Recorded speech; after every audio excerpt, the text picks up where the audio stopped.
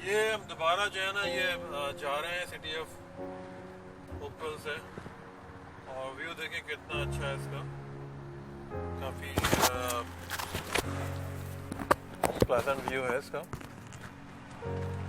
और बर्ड्स वगैरह भी काफ़ी यहाँ पे होती हैं, क्योंकि सारी यहाँ पे ये सब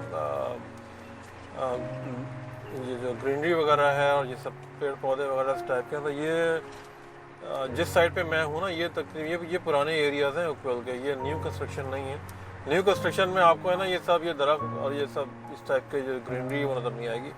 न्यू कंस्ट्रक्शन जो है ना वो बस बहुत ही वियर्ड है, उसके अंदर सिर्फ आपको घर नज़र आएंगे, कंक्रीट नज़र आएगा, और ये इस टाइप की ग्रीनरी नज़र नहीं आती। लेकिन ये एक चीज़ ये भी है कि इस तरह की ग्रीनरी वगैरह को मेंटेन रखने में बहुत ज़्यादा काम करना पड़ता है सिटी को भी, और जिसका घर है उसको भी। और समटाइम ये जो बड़े बड़े दरख्त है ना, तो ये इसकी जो रूट्स जो होती हैं, इसकी जो जड़ें होती हैं, वो समटाइम फाउंडेशन वगैरह को भी नुकसान पहुंचा सकती हैं। तो ये भी इसके मतलब बैक इफ़ेक्ट हैं इसके।